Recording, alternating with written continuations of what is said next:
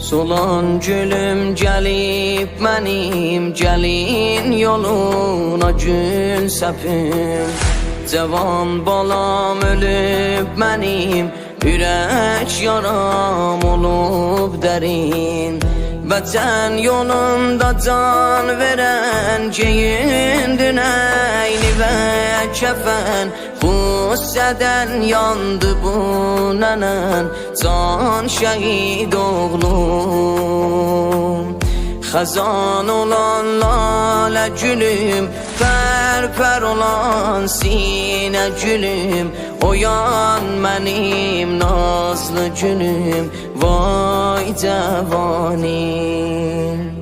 Qızıl qan oldu peykərim, yanar bu qəmdə madərin. Geraceyin deyirlərim, vay şəhid oğlum. Qızıl qan oldu peykərim, yanar bu qəmdə madərin. Geraceyin deyirlərim, vay şəhid oğlum.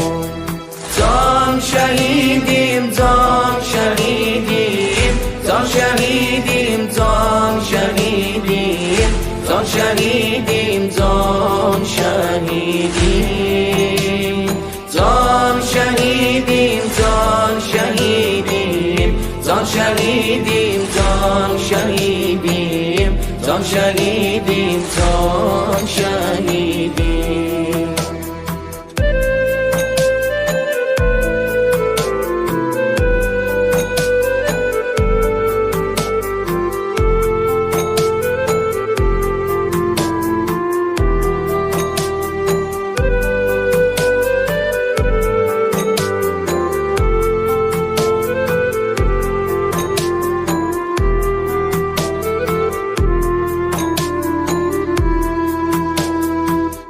Donulduzum süzüb mənim, necə dözüm bu matəmə.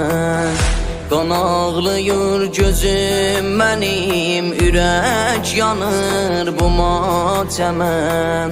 Bacan zamanda gün bala, dönür bu göz yaşım qana. Gəlir bir özgə qəm mənə, can şəhid oğlum. Bu toprağın şəhidisən, bu millətin əzizisən. Sən əkbərin şəbihisən, vay cavan oğlum. Qoşuldun oğlum əkbərəm, sözün düşübdü dillərəm. Dağın çəkildi göylərəm.